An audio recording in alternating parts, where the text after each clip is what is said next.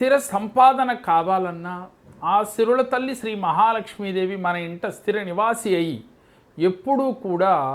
Up and downs లేకుండా ఎప్పుడూ లక్ష్మీ కటాక్షంతో ఉండాలి అంటే ఈ చిన్న తంత్రాన్ని పాటించి తీరవలసిందే. ఒక శుభతిథి కలిసి వచ్చిన రోజున, అది శుక్రవారం కానీ గురువారం కానీ శుభతిథి అయి ఉన్న రోజున మీ పూజా మందిరంలో చక్కగా ఒక పీటను వేసి ఆ పీట పైన ఎర్రటి క్లాతు పరచి ఆ క్లాతు పైన సగ్గుబియ్యం పోసి ఆ సగ్గుబియ్యం పైన పసుపుతో పద్మమును వేసుకుని ఆ పద్మముకి చక్కగా అక్షంతలు కుంకుమతో అలంకరణ చేసి ఆ పద్మం పైన లక్ష్మీదేవి యొక్క ప్రతిభను పెట్టండి. ఇంకా ఇటుపక్క ఒక పక్క ముత్యాలు,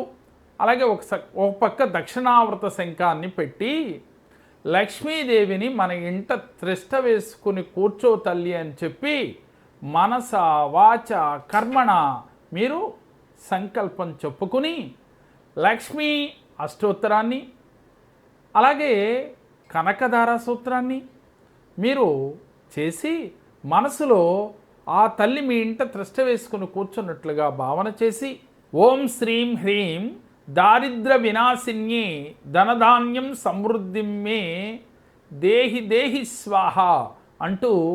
108 సార్లు తగ్గకుండా మనసులో జపించి ఆ సిరుల తల్లి శ్రీ మహాలక్ష్మీదేవి మీ ఇంట త్రిష్ట వేసుకుని కూర్చున్నట్లుగా భావన చెయ్యండి.